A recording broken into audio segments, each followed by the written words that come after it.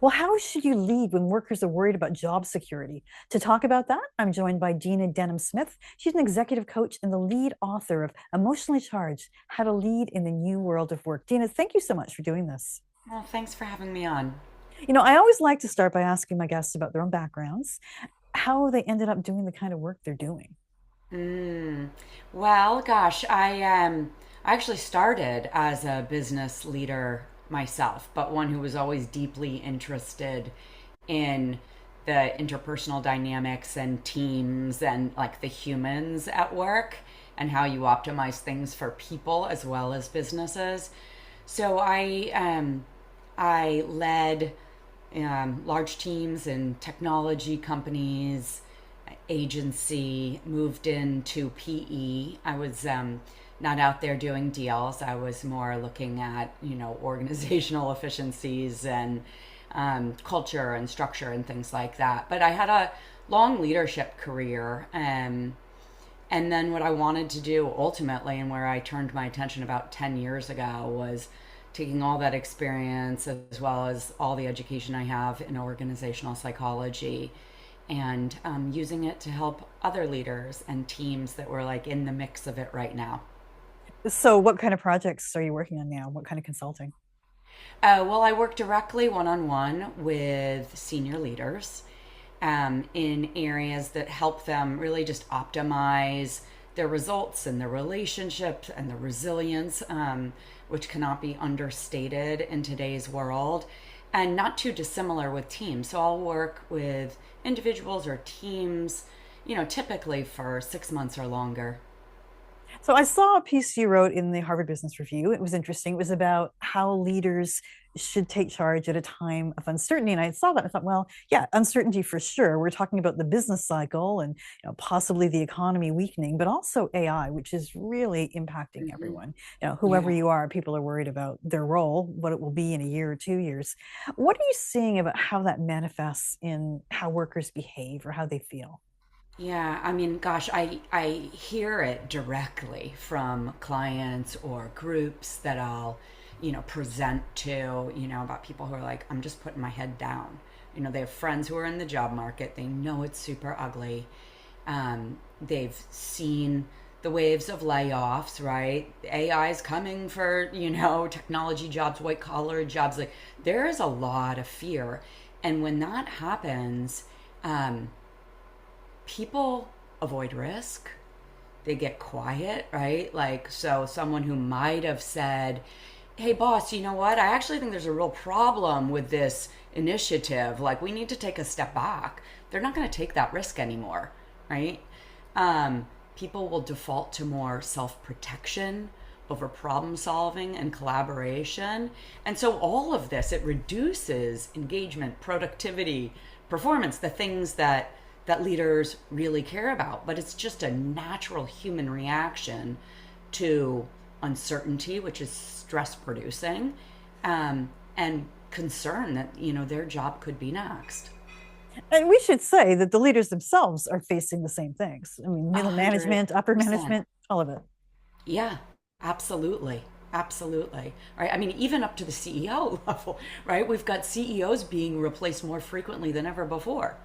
So everybody's, worried to some degree.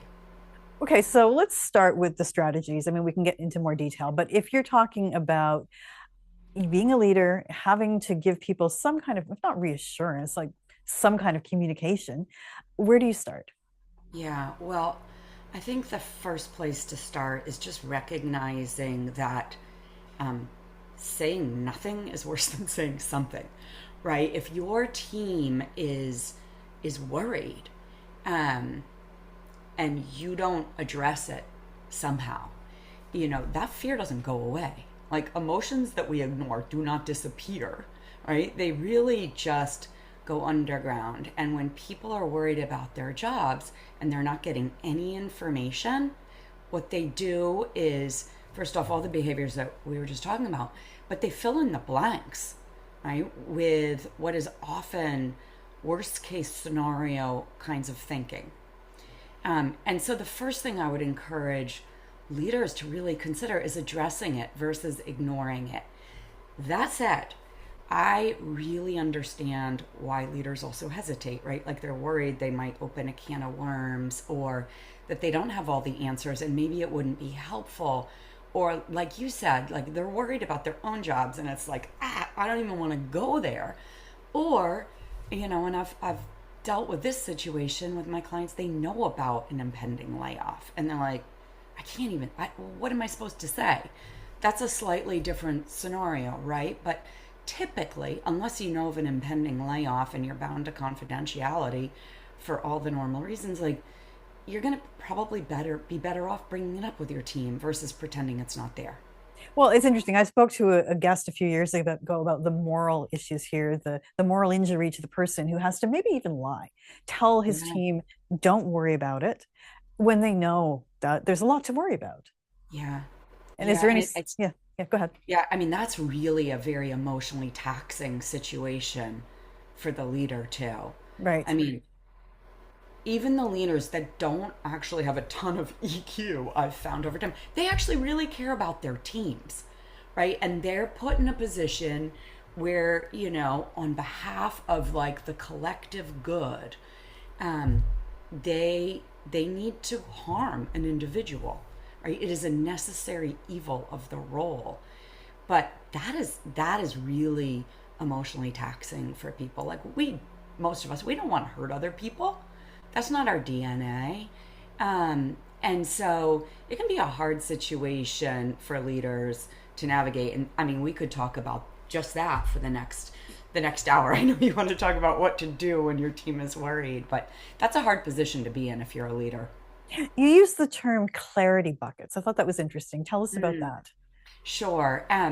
So oftentimes, if you're a leader, you're not going to have all of the answers, but you likely know more than your team. You're like one layer closer to the sun, and recognizing that you can, even if you don't have a crystal ball, you don't know exactly what's going to happen, you can actually help reduce uncertainty for your team, which will help them feel less anxious.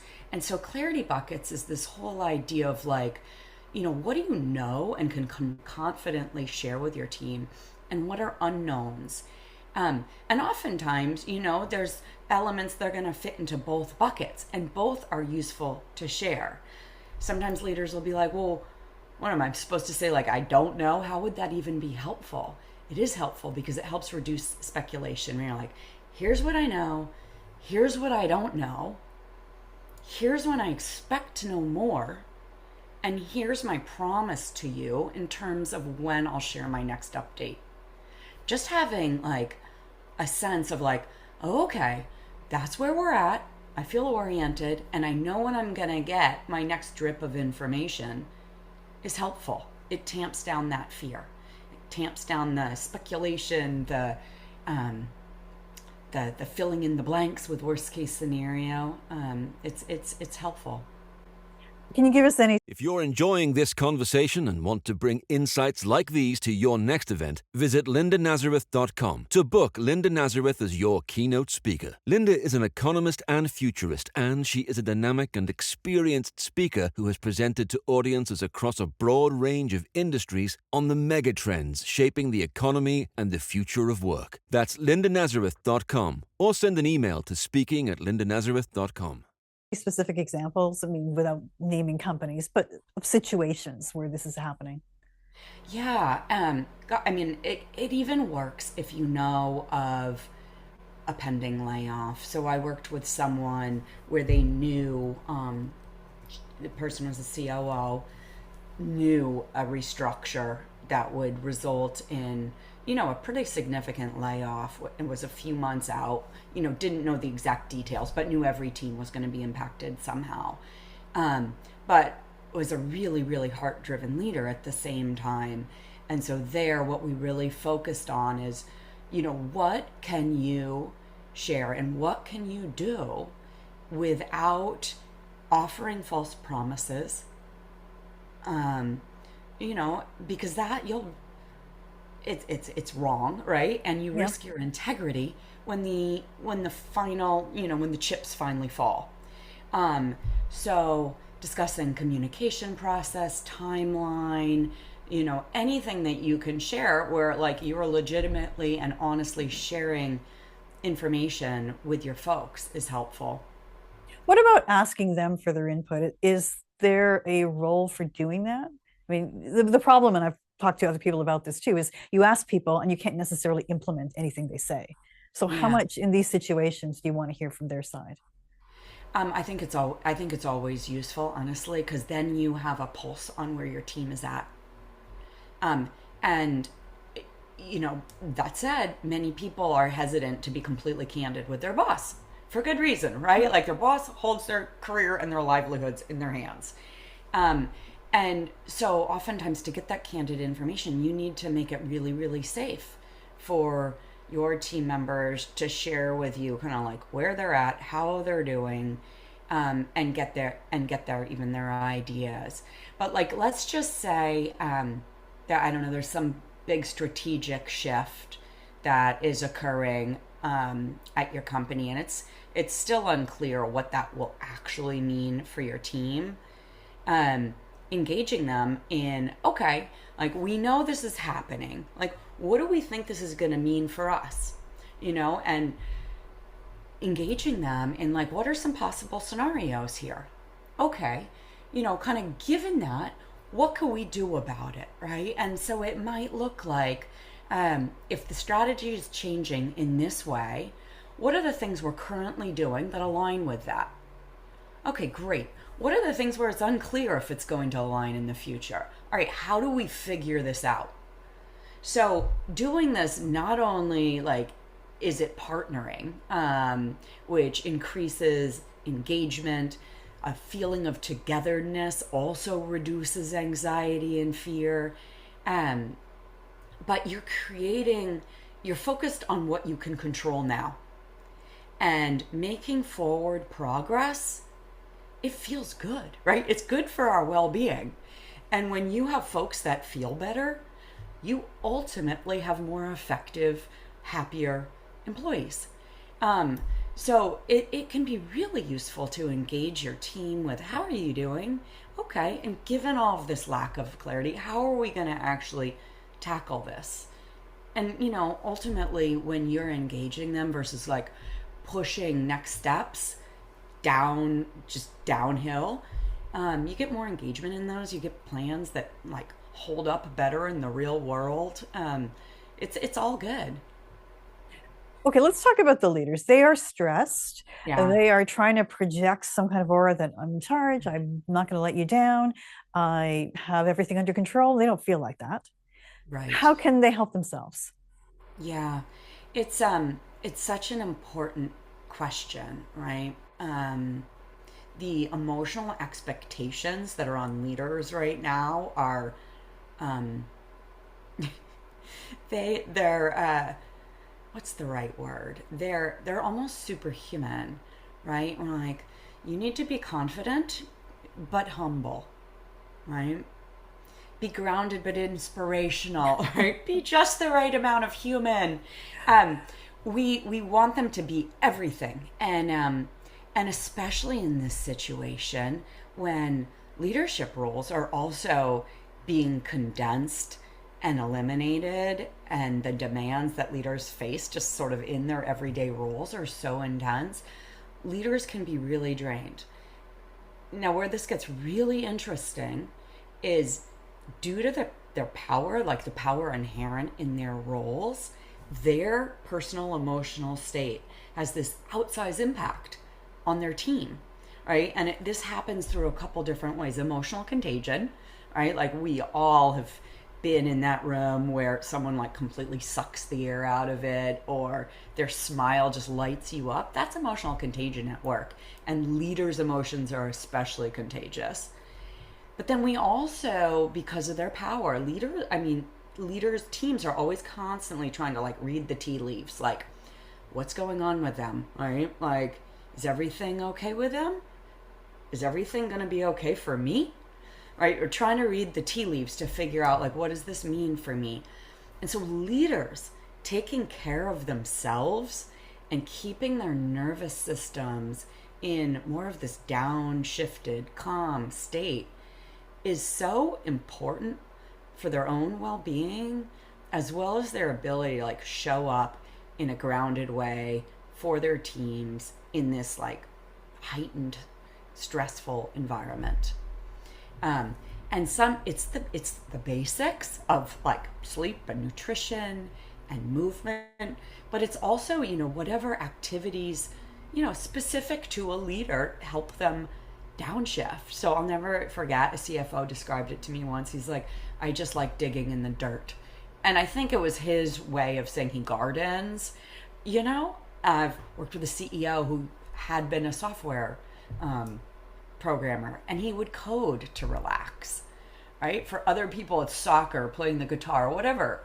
But engaging some of these activities that just like help you reset, it's not just self-care, right? It's actually critical recovery that enables performance and groundedness in this situation. Well, it's protecting their mental health. Do you think Yes. that organizations give managers, leaders enough support when it comes to that?